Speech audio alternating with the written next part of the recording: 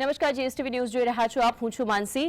MSP સહિતની અનેક માંગણીઓને લઈને ખેડૂતો દિલ્હીમાં રામલીલા મેદાનમાં મહાપંચાયત યોજી છે. ત્યારે દિલ્હી પોલીસે મહાપંચાયતને લઈને વિસ્તૃત સુરક્ષા વ્યવસ્થા કરી છે. સંયુક્ત કિસાન મોરચા એક દિવસીય દિલ્હી ચલોનું આહવાન કર્યું, જેમાં મોરચા સાથે જોડાયેલા તમામ સંગઠનો દિલ્હીના રામલીલા મેદાનમાં એકઠા થયા છે. હજારો ખેડૂતો એકઠા થયા છે. બપોરે 2:30 વાગ્યા પછી કાર્યક્રમ પૂરો થતા ખેડૂતોને તાત્કાલિક મેદાન ખાલી કરવા જણાવાયું છે.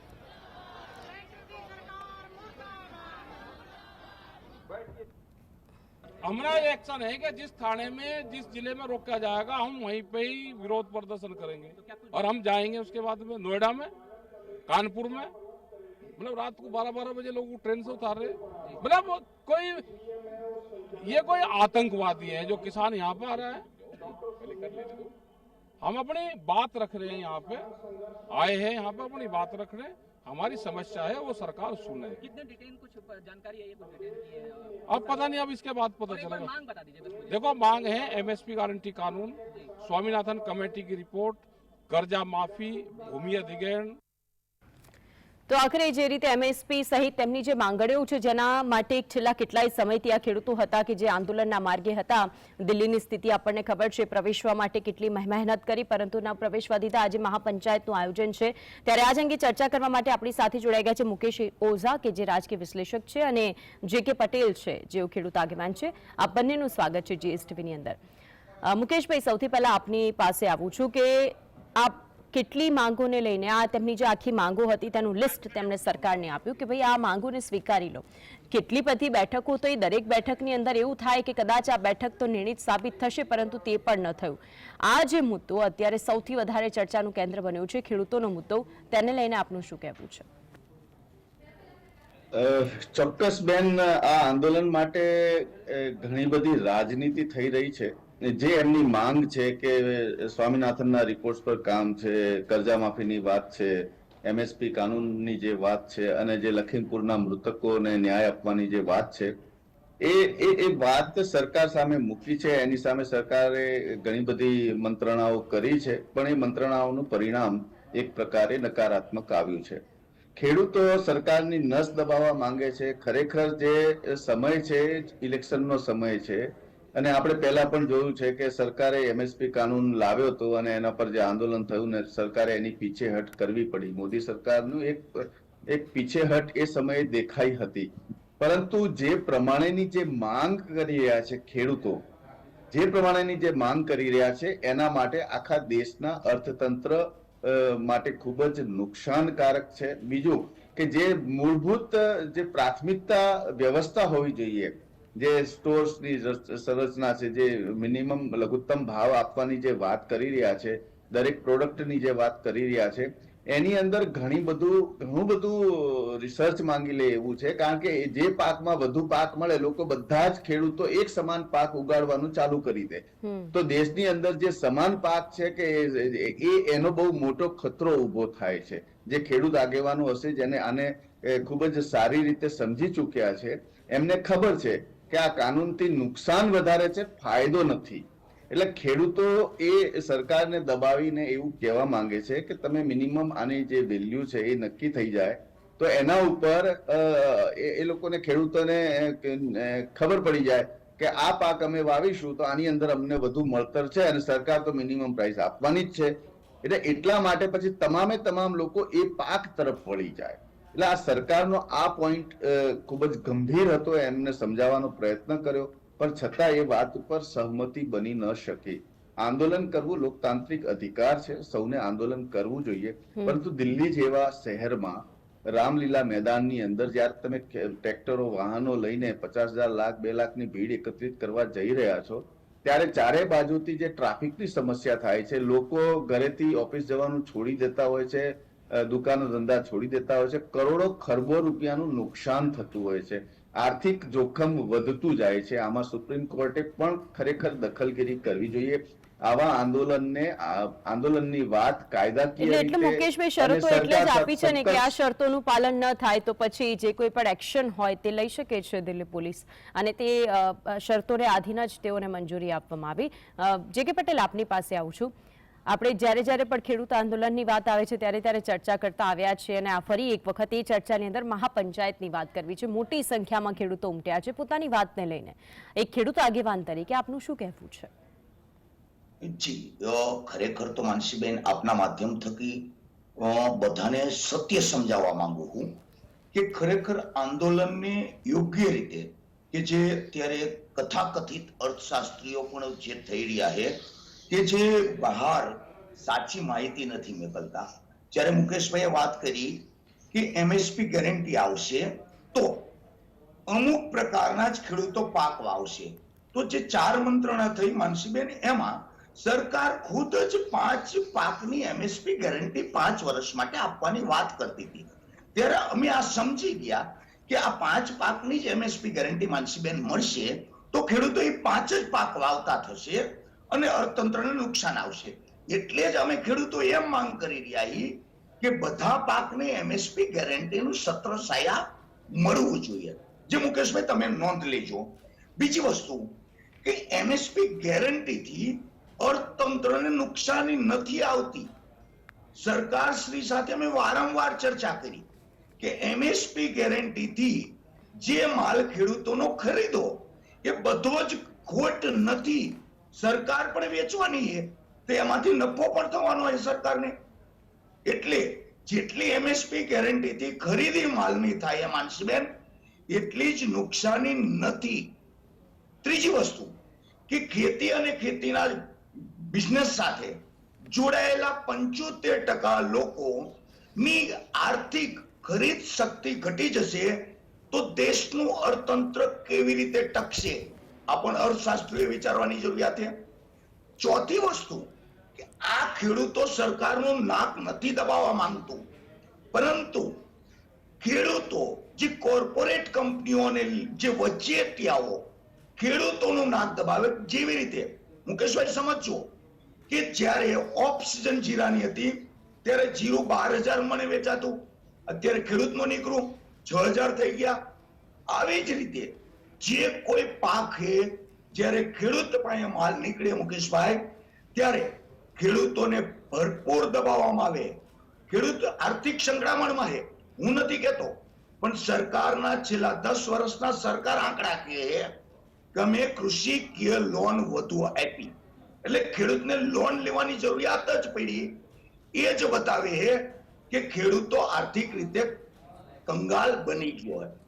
એટલે ખરેખર આમાં સરકારનું નાક દબાવવાની વાત નથી, પરંતુ જે કોર્પોરેટ લોબી, જે અણસમજુ અર્થશાસ્ત્રીઓ જે ખેડૂતોનું નાક દબાવી અને ખેડૂતોને લૂંટી અને દેશના મધ્યમ વર્ગ અને દેશની પ્રજાને પણ લૂંટી.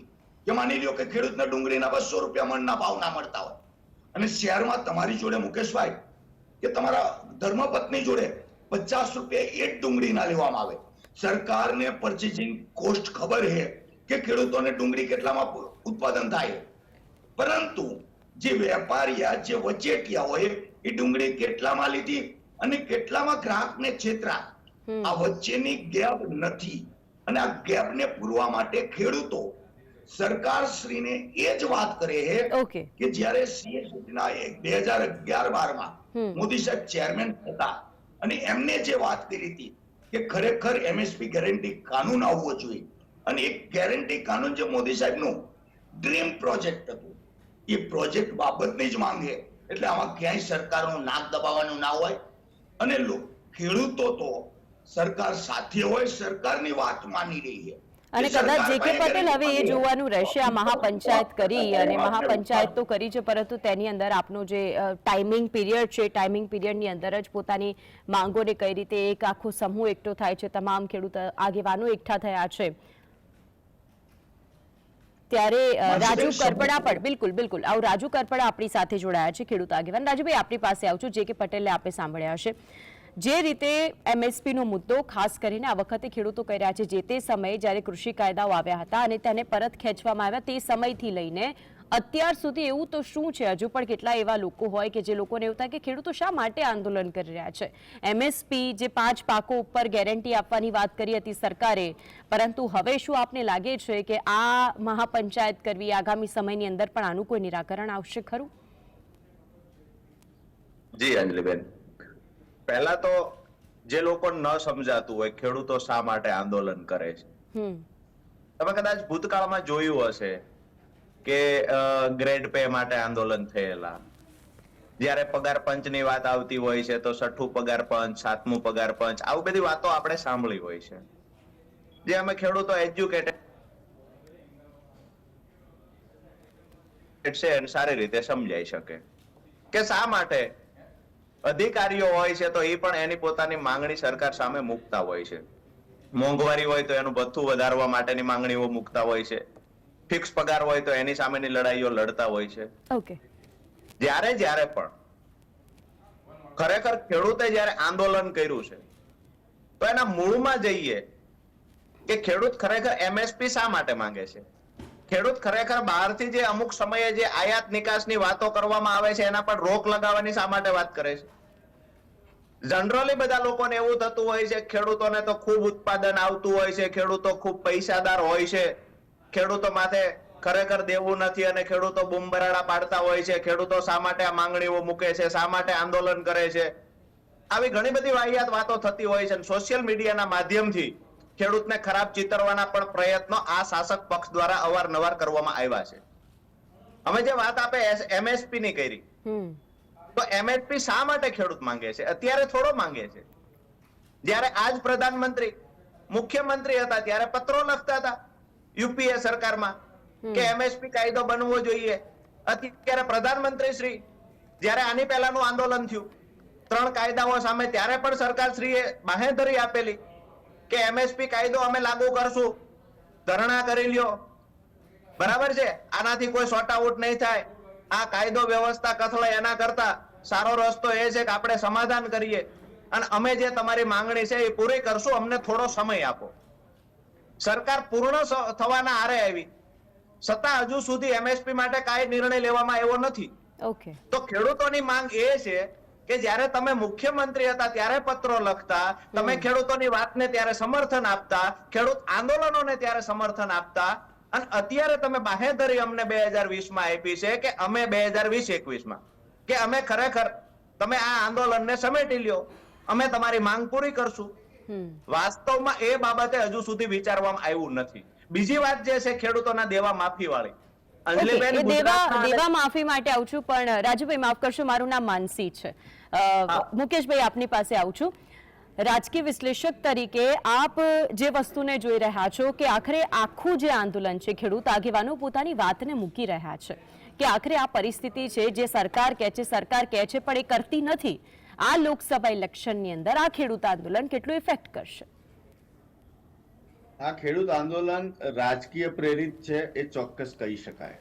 નો ડાઉટ ખેડૂતને આપણે ખૂબ જ ઊંચું સન્માન આપીએ છીએ. ભારતની અંદર ખેડૂતોની થકી જે પાક થકી જે આર્થિક ક્ષમતા બની છે એ આ દુનિયા પણ નોંધ લે છે. એટલે ખેડૂતોનું અપમાન કરવાનો કે એવો કોઈ ઈરાદો ન હોઈ શકે સરકારનો, એવું મારું અંગત મંતવ્ય છે. પરંતુ જે રીતે સરકારનું નાક દબાવવાની, અને ખાસ કરીને તમે જુઓ કે પંજાબમાં અત્યારે આપની સરકાર છે, બરાબર છે, એટલે પંજાબ થકી આ આંદોલન ઊભું થાય છે. બીજા આખા દેશની અંદર તો ક્યાંય ખેડૂતોના એવા આંદોલનો દેખાવ થતા નથી, જોતા નથી ને લોકો જોડાતા પણ નથી. એટલે આ પંજાબ થકી જે આંદોલનો થાય છે, અને આપણે લાસ્ટ ટાઈમ જોયું છે કે એની અંદર કેટલા લોકો મર્યા છે, કઈ રીતે સરકારને વ્યવસ્થા કરવી પડે છે, કઈ રીતે બોર્ડરો સીલ પણ એમાં તો અસામાજિક તત્વો પણ આવી ગયા હતા ને મુકેશભાઈ. અસામાજિક તત્વો એની અંદર જે એમના આતંકવાદી પ્રવૃત્તિ ન કહી શકાય એવું નથી. કેનેડાના જે પેલા ભાઈ હતા, સરદારજી, શું નામ ભૂલી ગયો, એ બધા એ પ્રવૃત્તિ સાથે જોડાયેલા હતા અને ત્યાં એ વસ્તુ જોવા મળી છે, પ્રૂવ થયું છે. પરંતુ આની અંદર જે પણ રાજકીય જે ખેડૂત આગેવાન પોતાને નેતા તરીકે બતાવે છે, એમની માંગ ચલો એકવાર આપણે માની લઈએ, પણ જે માંગ મૂકવાની સ્ટાઇલ છે, દાદાગીરી થકીની જે સ્ટાઇલ છે, અને સરકારનું નાક દબાઈને સરકારને બધું જ સહમતિ અપાવી, એની અંદર હું તો કહું છું કે ત્યાં સુધી એમને ની અંદર આની પેરવી કરવી જોઈએ અને આનું આખું ડિસ્ક્લેમર એમને બતાવવા જોઈએ, તો એનું કંઈક પરિણામ નીકળે. સરકાર શા માટે ખેડૂતોને ડેવલપમેન્ટ માટે કામ ન કરે? સરકારે પાક સંરક્ષણ નીતિ આપી છે, વીમા પોલિસી આપી છે, સરકારને જેના પાક નિષ્ફળ જાય છે મહિને 2000 રૂપિયા પણ આજે પણ ખાતાની અંદર ખેડૂતોને આવી રહ્યા છે. એટલે ખેડૂત પ્રત્યેની ચિંતા છે સરકારને. ઠીક છે. હું કોઈ સરકારના પક્ષ તરફથી નથી બોલતો, પણ જે વચેટિયાઓની જે વાત કરી એ વાત બિલકુલ સાચી છે, પરંતુ એના કારણે છે કે જેટલી કોલ્ડ સ્ટોરેજની વ્યવસ્થા હોવી જોઈએ એ નથી. તમે જુઓ રોડ ઇન્ફ્રાસ્ટ્રક્ચરનું કામ ગામડા સુધીમાં કેમ મજબૂત કરવામાં આવ્યું કે ભાઈ અહીંયાથી 2 કલાકમાં ત્યાં ફળફળાદી પાક પહોંચી જાય તો બગાડ ઓછો થાય. રેલવે કોરિડોર, જે શાકભાજી માટે, અનાજ માટે રેલવે કોરિડોરની સરકારે વ્યવસ્થા કરી રહી છે અને ચાલુ પણ થઈ ગઈ છે. એ એટલા માટે કે સાહેબ સાઉથનો માલ ગુજરાતમાં આવતા જ 1 દિવસની અંદર આવી જાય, 2 દિવસની અંદર આવી જાય તો પાક ન બગડે. તો એના ઉપર જે કાર્ય થઈ રહ્યું છે એની પ્રશંસનીય નોંધ લેવા જેવી છે. અને ઓકે મુકેશભાઈ, એટલે એવું કહેવાય કે આપ જે કહી રહ્યા છો કે જે રીતે નીતિ, જે આંદોલન, જે વે છે ખેડૂતોને એ ખોટો છે અને કદાચ એ આંદોલન થકી જો સરકારને એવું કહી શકતા હોય તો પછી એ વસ્તુ ખોટી છે. અને આ ખેડૂત આગેવાન આપણી જોડે બંને છે, બંને પાસેથી આને લઈને જવાબ માંગીશ. રાજુભાઈ વાત કર. રાજુભાઈ આપની પાસે આવજો, પછી જે કે પટેલ આપની પાસે. રાજુભાઈ, શું કહેવું છે આપનું? The way is wrong. મને તો આ વડીલ શ્રી મુકેશભાઈની વાત સાંભળીને પહેલા તો આશ્ચર્ય એ થાય છે કે કદાચ ઈ પોતે ખેડૂત છે કે કેમ ઈ મને ખબર નથી, પણ ગુજરાતની અંદર જે ખેડૂતો છે એ ખેડૂતની વેદના સારી રીતે સમજી ખેડૂત છું, મારે પણ જમીન છે, હું પણ ખેડૂત છું. માત્ર કદાચ બની શકે કાળા ધોળા કરવા માટે પણ ખાતેદારો ગુજરાતમાં ઘણા બને છે, તમે એ માટે નહીં બન્યા હોય, કદાચ આવું બની શકે. મૂળ વાત એ છે આપણી કે જે તમે પાક વીમાની વાત કરી, ગુજરાતની અંદર ફેબ્રુઆરી 2016 થી લઈને, મને થોડો ટાઈમ આપજો માનસીભાઈ, કે લોકો સુધી સાચી વાત પહોંચે. 2016 થી લઈને 2020 સુધી પ્રધાનમંત્રી ફસલ બીમા યોજના આવી. આપે ખૂબ ડિબેટો કરી, જીએસટીવી ના માધ્યમથી ખેડૂતોમાં જાગૃતતા પણ આવી અને વીમા કંપનીઓ કેટલું ફ્રોડ કરીને જતી રહી. સરકારની રહેમ નજર નીચે મુકેશભાઈ 40,000 કરોડ કરતા વધારે રકમ સરકારની રહેમ નજર નીચે મધ્યસ્થીની ભૂમિકામાં સરકાર હોવા છતાં વીમા કંપની લઈને જતી રહી. આજે અમે હાઈકોર્ટમાં લડીએ છીએ. સરકાર મધ્યસ્થીની ભૂમિકામાં હતી. સરકાર કેમ, હાઈકોર્ટ સરકાર કેમ ન જાય? ખેડૂત અને વીમા કંપની વચ્ચે મધ્યસ્થીની ભૂમિકામાં સરકાર હોવા છતાં સરકારે ઊંચા હાથ કરી દીધા. ત્યાર પછી યોજના બંધ કરવામાં આવી ગુજરાતમાં. આજે ગુજરાતમાં, મુકેશભાઈ તમે ખેડૂત હશો પણ આજે ગુજરાતની અંદર કોઈ પાક વીમા પોલિસી નથી. તમારી જાણ માટે કહું છું. મુખ્યમંત્રી કિસાન સહાય યોજના લાવ્યા. દર વર્ષે 5 થી 10 તાલુકા 2022માં 2021-22માં 37 તાલુકાનો એમની વેબસાઇટના આંકડા પ્રમાણે સમાવેશ થાય છે. તેમ છતાં ગુજરાતના એક પણ ખેડૂતને મુખ્યમંત્રી કિસાન સહાય યોજના અંતર્ગત 1 રૂપિયો હજુ સુધી વળતર ચૂકવવામાં આવ્યું નથી, 2021 થી લઈને અત્યાર સુધી. એટલે એક જે વાત તમે કરી કે ગુજરાતની અંદર ને દેશની અંદર જે પાક વીમા પોલિસી, ગુજરાતમાં પાક વીમા પોલિસી નથી. બીજી વાત તમે કરી, માર્કેટિંગ યાર્ડની વ્યવસ્થા કરે છે. તો ગુજરાતની અંદર સૌથી વધારે કપાસ પકવતો જિલ્લો સુરેન્દ્રનગર છે. સુરેન્દ્રનગરની આસપાસ 100 કિલોમીટર સુધીમાં એક પણ માર્કેટિંગ યાર્ડ કપાસ વેચી શકાય એવું નથી. આનાથી મોટી દુઃખની વાત ન હોય. આજે રાજકોટની બાજુમાં ધાણા પકવતા ખેડૂતો ગોંડલ માર્કેટિંગ યાર્ડમાં 10 કિલોમીટર સુધીની લાઈનો લગાવે છે. આનાથી દુઃખની વાત ખેડૂત માટે બીજી ન હોય. ત્રીજા દિવસે નંબર આવે છે ખેડૂતનો. જો વરસાદ પડે, માવઠું થાય તો ખેડૂતનો પાક રોડ ઉપર પલળે છે. સરકારે કોઈ વ્યવસ્થા નથી કરી. ડુંગળીનો ભાવ જ્યાં ખેડૂતને સરખો મળવાની તૈયારી થાય ત્યાં સરકાર બહારથી ડુંગળી આયાત કરે. શા માટે આવી પોલિસી છે? સરસો તેલની વાત કરીએ, સરસો તેલ 2021માં 22માં કોરોના હતો ત્યારે ખેડૂતોને પૂરતા ભાવ મળ્યા. યુક્રેન યુદ્ધ વખતે ખેડૂતને પૂરતા ભાવ મળ્યા, કારણ કે આયાત કરી શકે એવી સ્થિતિમાં સરકાર નહોતી. જેવી આયાત કરી શકે એવી સ્થિતિમાં આવી તો ભાવ એકદમ નીચા જતા રહ્યા, કારણ કે વિદેશમાંથી સરસોની આવક ચાલુ કરી. આવી જ રીતે જ્યારે ખેડૂત પોતાના ઘઉં વેચવા માનસીબેન માર્કેટમાં મૂકે છે, ખેડૂતને પૂરતા ભાવ મળે છે, ત્યારે સરકાર ગોડાઉનમાં પડેલા ઘઉં માર્કેટમાં. કદાચ એનું ઉત્તમ ઉદાહરણ રાજભાઈ ડુંગળીની નિકાસ બંધી અત્યારે તાજું ઉદાહરણ. સરકારનો વે બહુ જ સારો હતો કે આગામી સમયની અંદર ડુંગળીના ભાવ ન વધે તેના માટે. આવું રાજુભાઈ, જે કે પટેલ પાસે પણ જવું પડશે. આવજો આપણે. જે કે ભાઈ, મુકેશભાઈ જે વાતનો ઉલ્લેખ કર્યો કે જે વે છે તે ખોટો છે અને વેના કારણે અત્યારે જે પરિસ્થિતિનો સામનો લોકોને કરવો પડી રહ્યો છે. બીજી તરફ આ બધું જ કર્યા છતાં પણ ખેડૂતોના હાથમાં શું હંમેશા કંઈ આવે છે ખરું? જે માંગોને લઈને આપ સરકાર પાસે જઈ રહ્યા છો, શું આપને લાગે છે કે આની કોઈ અસર થશે ખરી? અસર તો લોકશાહી છે, લોકશાહીમાં દરેક નાગરિકને અધિકાર છે. પરંતુ અત્યારે જે રીતે એક આખો નેરેટિવ ગોઠવવામાં આવ્યો હોય કે જે સત્યનું ગળું દબાવી અસત્યને ફેલાવો કરવો. આપણે મુકેશભાઈને બીજું નથી કહેતા, પણ મુકેશભાઈ જેવા બુદ્ધિજીવી વ્યક્તિ સુધી સત્ય માનસીબેન નથી પહોંચતું તો આખા દેશમાં કેવી રીતે પહોંચે? એટલે આપણે જીએસટી માધ્યમ બનાવીએ કે દિલ્હી આંદોલન ફક્ત ને ફક્ત પંજાબ અને હરિયાણાનું આંદોલન નથી.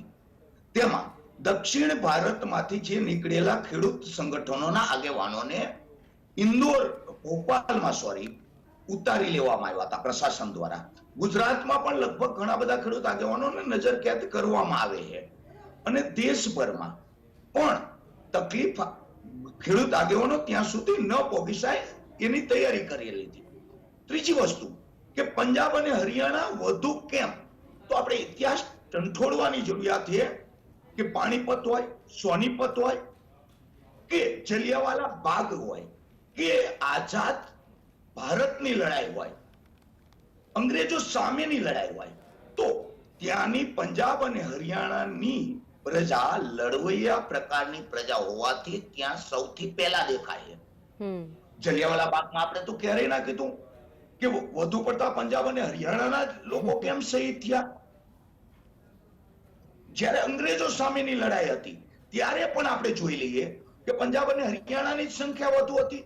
આઝાદીની લડાઈમાં લખીમપુર ખીરીમાં અજય ટેની દ્વારા જે ખેડૂતો કુચડાણા, એ ઉત્તર પ્રદેશમાં કુચડાણા છે, જે શહીદો જૂના પહેલા આંદોલનમાં જે શહીદ થયા એ ખેડૂતોનું લિસ્ટ જુઓ તો પણ નકરા પંજાબ કે હરિયાણાના જ નતા.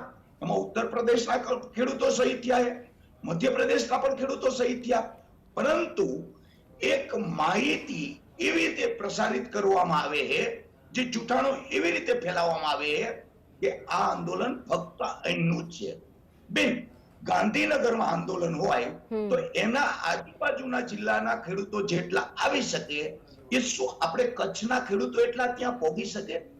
એટલે દિલ્હી દેશની રાજધાની ની નજીકના રાજ્યો પંજાબ, હરિયાણા અને ઉત્તર પ્રદેશે, એટલે હર હંમેશા આંદોલનમાં ત્યાંના ખેડૂતોની સંખ્યા વધુ હોય અને બહારના ખેડૂતોને અહીંથી ત્યાં સુધી પહોંચવા જાય તો રસ્તામાં રાજધાની છે અને રાજધાનીની અંદર જ્યારે ત્યારે પણ આંદોલન એવું નથી કે આ ખેડૂત આંદોલન, પહેલા પણ કેટલાય આંદોલન, આજ રામલીલા મેદાન તેનું સાક્ષી બની ચૂક્યું છે. હવે અન્ના હજારેનું આંદોલન હોય કે તે પછીના ઘણા બધા આંદોલન. મુકેશભાઈ, પંજાબ હરિયાણાની વાત કરી અને તેમના જવાબ પણ આપે બંને ખેડૂત આગેવાન છે કે એ લડવૈયાઓની સાથે. હવે આ જો ખેડૂત આંદોલનની જે માંગો છે તે માંગોને સ્વીકારી લેવામાં આવે તો તેનો પડઘો અને તેની ઇફેક્ટ ફક્ત ગુજરાતના ખેડૂતોને કે પંજાબના ખેડૂતોને જ નહીં પડે, દેશના તમામ ખેડૂતોને આ જે તે લડી રહ્યા છે તેનું ફળ બધાને જ મળવાનું છે. એવું નથી લાગતું આપને? પહેલી વસ્તુ તો આગળ જે વાત કરી આંદોલનની જે ભૂમિકા જે રીતે તૈયાર થઈ છે ને, આપણે ઘણા વિડીયો વાયરલ પણ થયા છે. ભાડાના પૈસા આપીને ખેડૂતોને બોલાવવામાં આવે છે, ત્યાં ભંડારો કરવામાં આવે છે, જમવાની સારામાં સારી વ્યવસ્થા કરવામાં આવે છે અને રહેવાની એવી બધી 5 સ્ટાર ફેસિલિટી ટાઈપની તમે જુઓ. ત્યાં હમણાં જે પેલા ટેન્ટ બને છે, રહેવાની વ્યવસ્થા છે. અને સાઉથમાંથી તો બાય એર ખેડૂતોને બોલાવવામાં આવ્યા છે અને જે ટ્રેક્ટરો, મોંઘા ટ્રેક્ટરો જે લોકો લઈને આવે છે અને ત્યાં ખેડૂતો, આમાં જે આંદોલનના જે લીડરો છે એ બધા કરોડપતિ, ખરબોપતિ જ છે. હું એની વાત નથી કરતો. મૂળ વાત ગરીબ ખેડૂતની ચિંતા કરવી જોઈએ સરકારે. 2021ના વચનો કદાચ જો સરકારે આપ્યા હોય તો એમને પૂરા કરવા જોઈએ. એના પક્ષમાં હું છું, ખેડૂતના પક્ષમાં છું. મારો એનો સ્પષ્ટ વિરોધ નથી, પરંતુ મારો વિરોધ ત્યાં છે કે જે પ્રમાણે આની અંદર ખાનેની જે રાજનીતિ થઈ રહી છે, એ ચોટાલા સાહેબના પુત્ર હોય, જયંત ચૌધરી હોય કે જે પણ હોય, અંદર ખાનેની જે રાજનીતિ થઈ રહી છે એમાં ગંદી રાજ રમત ચાલી રહી છે.